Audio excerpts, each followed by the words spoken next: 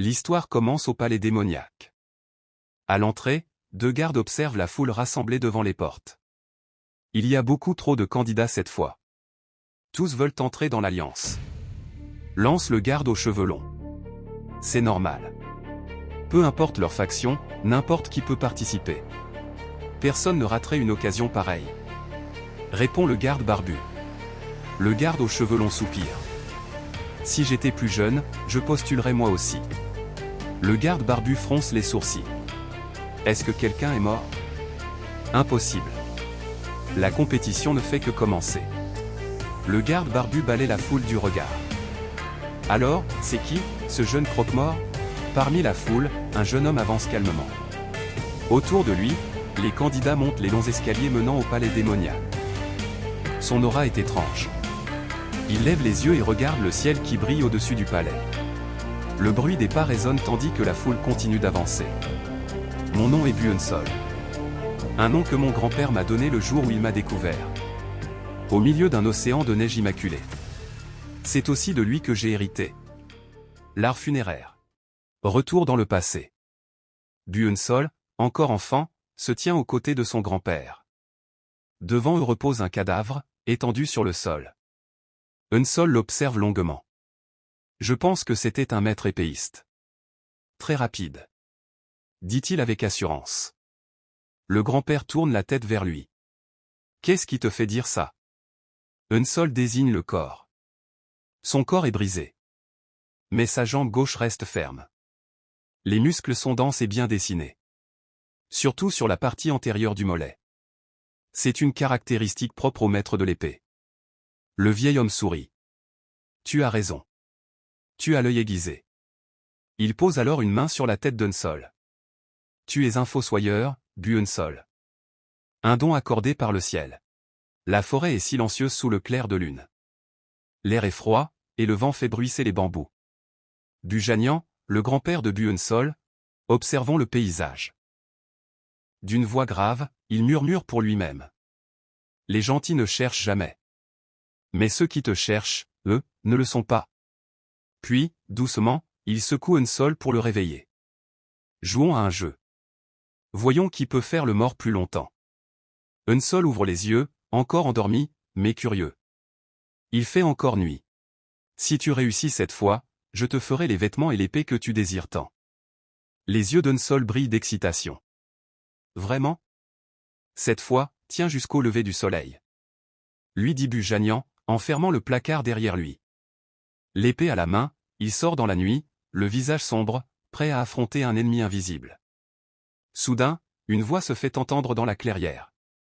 Tu t'es bien caché, comme un rat fuyant la lumière. Une silhouette apparaît, l'ennemi de Bujanian.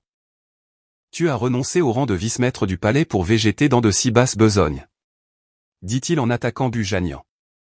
Son sabre dégageant une énergie rouge. Bujanian bloque l'attaque. Si je suis devenu fossoyeur, ce n'est pas pour végéter, mais pour me repentir. Réplique Bujanian avec calme. L'ennemi sourit d'excitation. Changeons d'endroit. Ne t'avise pas de fuir. À l'intérieur de la maison, Buensol, caché dans un coffre sur ordre de Bujanian, grelotte sous le froid. Il sort et appelle. Grand-père. Le silence répond. Il ouvre la porte et voit des traces d'épée sur le sol. Puis, au loin, le bruit du combat résonne. Buensol court vers le son, le cœur battant. Il découvre Bujanian, adossé à un arbre. Les bras coupés, les yeux percés. Grand-père! Hurle-t-il. C'est, toi, Séol? Murmure Bujanian. Oui, c'est moi, répond Buensol, en pleurs. Je suis désolé, il est temps pour moi de partir. Après ma mort, je veux que tu arrêtes d'être fossoyeur. Avant qu'il ne finisse, il crache du sang. Grand-père, arrête de parler. Non. Séol, écoute-moi attentivement. N'essaie pas de me venger. Non, c'est eux qui t'ont fait ça. Je ne pourrai jamais leur pardonner, s'exclame Buensol, rempli de colère. Bujanian sourit faiblement, puis rend son dernier souffle. Grand-père. Un peu plus tard, Buensol ramène le corps de son grand-père dans la maison. Il le nettoie soigneusement, puis le dépose sur une dalle de pierre. Grand-père, quand tu m'as dit de ne pas me venger. C'était pour me protéger, n'est-ce pas? Mais cette fois, je ne pourrai pas t'écouter. Il observe alors les blessures. Les 2 bras ont été tranchés en un seul instant. Une attaque verticale, de haut en bas, un mouvement extrêmement rare. De plus, en pleine exécution, la trajectoire de la technique a été déviée. Afin de percer également les yeux. Une escrime aussi perverse que déroutante.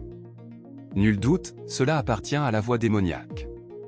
Parmi toutes les techniques existantes, la seule capable de provoquer de telles blessures ne peut être que la technique yogique Tinanzu. Quant à son dos, on y dénombre 93 impacts, issus d'armes dissimulées. Or, même la technique du ciel aux fleurs déchues n'en imprime au maximum que 66. Ce n'est donc pas une attaque menée avec l'aide d'un complice, mais l'œuvre d'un mécanisme d'armes dissimulées, capable de projeter des centaines de projectiles en un instant. De plus, le dessus de sa langue présente des marques.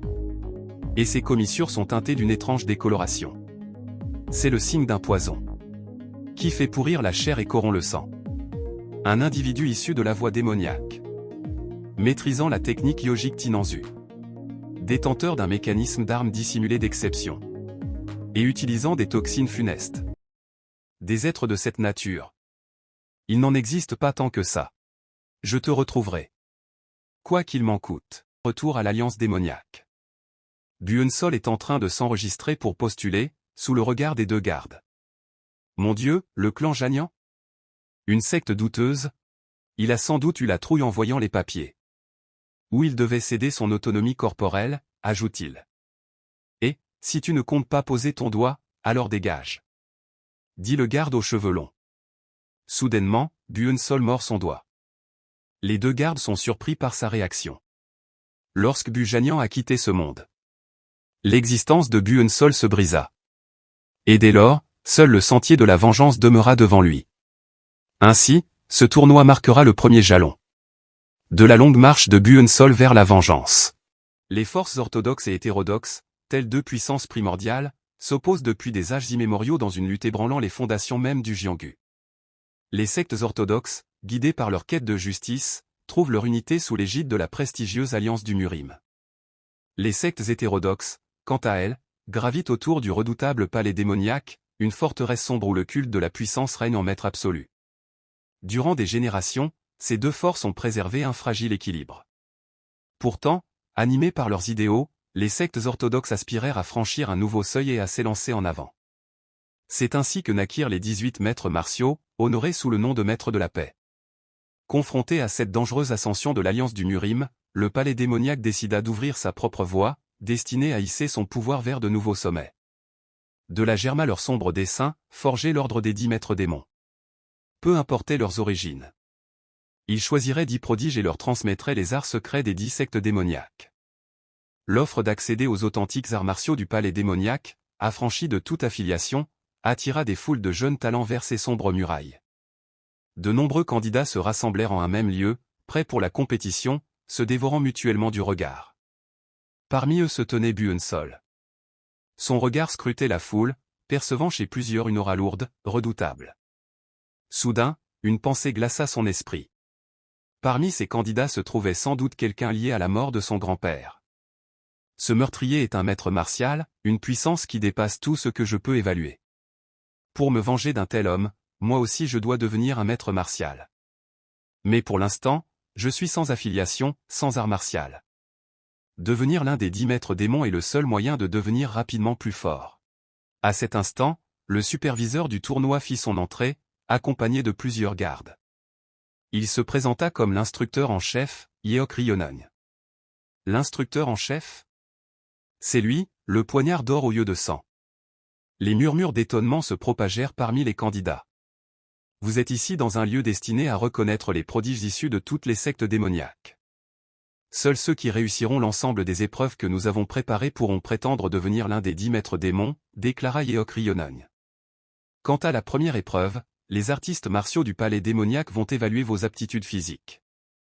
Certains candidats manifestèrent leur mécontentement. C'est quoi cette épreuve? Ce n'est sûrement pas la compétition promise. Les artistes martiaux commencèrent à examiner les corps, muscles, ossature, constitution. Toi, par ici, ordonna un instructeur. D'accord, répondit le candidat. Mes aptitudes physiques, pensa Buensol.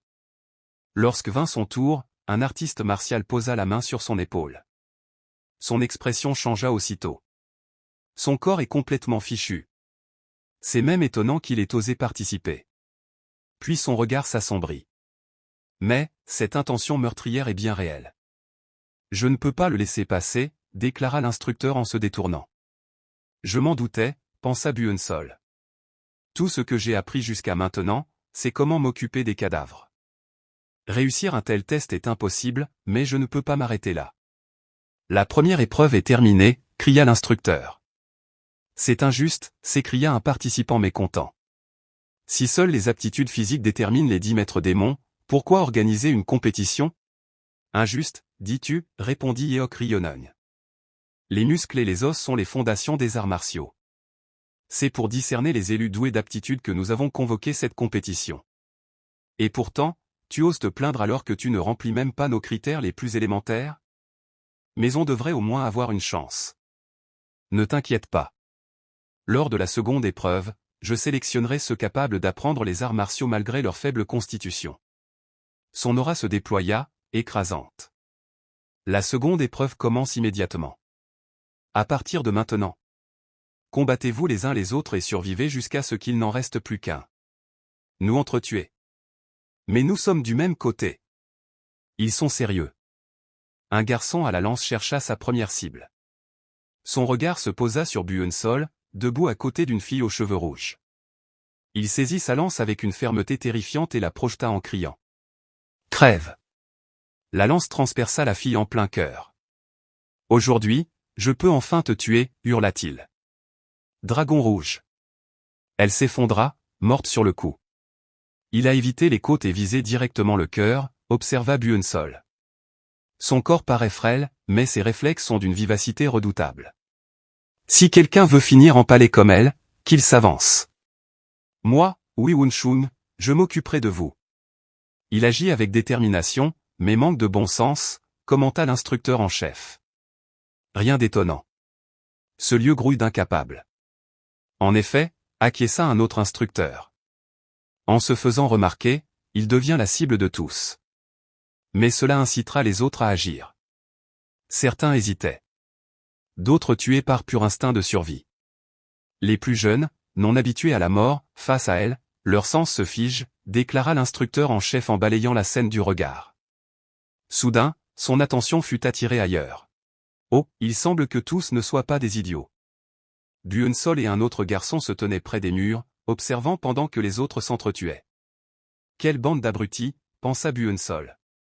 La peur de mourir les a aveuglés. L'ordre de Yeok Ryonon était clair, survivre. Tuer n'est pas l'objectif, survivre l'est. Si je réfléchis rationnellement et agis froidement, je vivrai.